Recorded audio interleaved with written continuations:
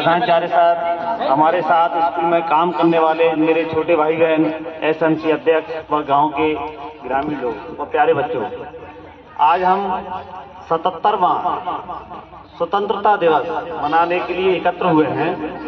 हमारा यह खूबसूरत देश, जिस देश में तीन ओर समुद्र, एक ओर हिमालय पर्वत है, तीन ओर से समुद्र हमारी रक्षा करता है और एक तरफ से हिमालय पर्वत एक प्रहरी की तरह हमारे देश की सुरक्षा कर रहा है। इस तरह के देश में हमारा जन्म हुआ है और हम यहाँ के निवासी हैं। हम अपने आप पर गर्व महसूस करते हैं। चोरों की नज़र वहाँ होती है जब माल ज़्यादा होता है, चाहे वो मंदिर में हो या किसी समाज में हो या प्राकृतिक संसाधन हो। तो विदेशी लोग जो थे, उनकी निगाह हमारे यहाँ जो इतनी धन संपदा थी, जिसको भारत सोने चिड़िया के नाम से जाना जाता था, तो उन्होंने सोचा कि यहाँ जाया जाए और वो तरीका कुछ भी हो, चाहे वो व्यापार का तरीका हो, शासन का तरीका हो, जिस तरह से भी हो, हम यहाँ से वहाँ पहुँच करके और वहाँ की जो धन संपदा है उसको हम अपने यहाँ लाएं। तो इस तरह से हमारे यहाँ जो अंग्रेज थे 1600 ईस्वी में भारत आए और वो 217 लोगों का एक संगठन था, जिस संगठन का नाम था ईस्ट इंडिया कंपनी। इतने लोगों ने मिल करके एक संगठन बनाया और सोचा कि चलो भारत में हम जा करके व्यापार करेंगे। यहाँ आने के बाद कल गुजरात में सूरत नाम की जगह है, वहाँ आए और वहाँ एक अपनी व्यापारिक कोठी, जिसको हम छोटी मोटी फैक्ट्री कह सकते हैं, वो उन्होंने खोली और जो वहाँ के शासक थे उनकी अनुमति लेकर के उन्होंने अपना व्यापार शुरू कर दिया। धीरे धीरे वो अपना व्यापार बढ़ाते चले गए, कारोबार बढ़ता चला गया। अब वो इतने समय बाद इतने समर्थ हो गए कि अगर दो राजाओं में लड़ाई होती तो वो दोनों में से किसी का भी साथ देने में समर्थ थे और उसको जिताने में समर्थ थे। तो जो हारने वाला राजा होता था वो उसकी ओर से उसकी तरफ से युद्ध लड़ते और उससे अपना तय कर लेते थे कि हम आपका साथ देंगे, और साथ देने के बाद जो आप जीतेंगे तो जीतने के बाद हमें क्या देंगे।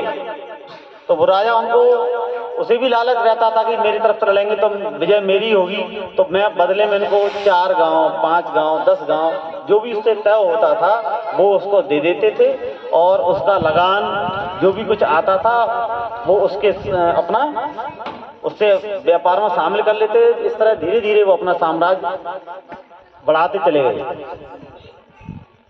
धीरे धीरे करके एक स्थिति इस तरह की आई कि उन्होंने एक रियासत को जीता, दूसरी को जीता, तीसरी को जीता, चौथी को जीता। इस तरह अपना लगातार साम्राज्य बढ़ाते बढ़ाते वो एक समय इस तरह पूरे भारत में फैल गए कि उनका हर काम में दखल हो गया और उन्होंने हमारे ऊपर जो हमारे यहाँ के संसाधन थे, जो यहाँ के कारोबार थे, व्यापार थे, सारी चीज़ों पर उन्होंने, खेती पर कब्जा कर लिया।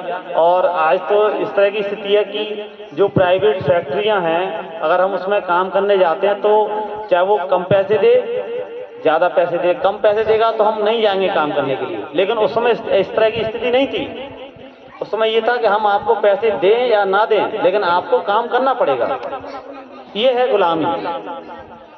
हम जो चाहेंगे आपको 2 रुपये, 10 रुपये, 5 रुपये वो देंगे और आप काम करेंगे, लेकिन आज इस तरह का नहीं है।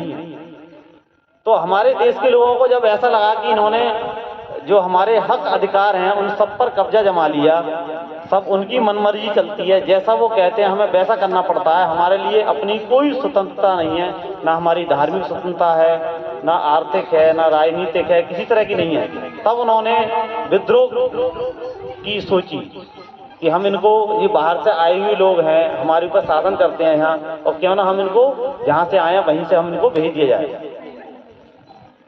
तब एक मेरठ में एक छावनी पड़ती है, इसका नाम है बैरकपुर। वहां से एक मंगल पांडे नामक सैनिक था, उसने 29 मार्च का दिन था, उस दिन उनके खिलाफ विद्रोह कर दिया।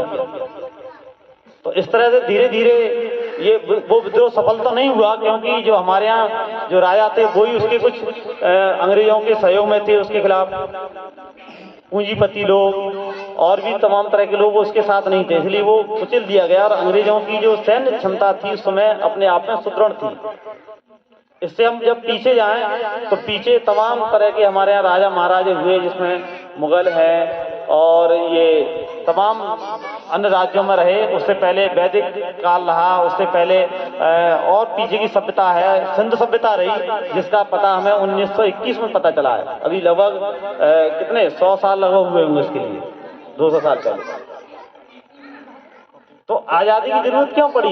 ये आज़ादी की जरूरत इसलिए पड़ी कि हम अपने जो अपने हक अधिकार हैं वो सुरक्षित हों, हमारे देश की बागडोर हमारे लोगों के हाथ में हो, है जो विदेशी लोग हम पे शासन करते हैं, इनको यहाँ से वापस भेजा जाए। तो इसलिए हमारे यहाँ एक जो आज़ादी की मुहिम है वो शुरू हुई। तो उसमें तमाम लोग हम इतिहास में पढ़ते हैं, महात्मा गांधी हों, सुभाष चंद्र बोस हों, सरदार वल्लभ भाई पटेल हों, भगत सिंह हों, ठीक है, तमाम अनेक लोग थे जिन्होंने इस देश की आज़ादी को पाने के लिए अपना सर्वस्व बलिदान कर दिया। लोगों की जिंदगियां दांव पर लग गई, लोगों को फांसी दी गई है, तमाम तरह से जिंदा रह गए, उनको प्रताड़ित किया गया, जेलों में डाला गया। तब कहीं जा करके 15 अगस्त 1947 को हमारा देश स्वतंत्र हुआ। तो आज हम आज़ाद भारत में रह रहे हैं और ये आज़ाद भारत का 77वां जन्मदिन है। जैसे हम अपना जन्मदिन मनाते हैं, इस तरह हमारी आज़ादी का ही 77वां जन्मदिन है। इसको हर्ष उल्लास के साथ मनाना चाहिए। और एक शब्द है देशभक्त।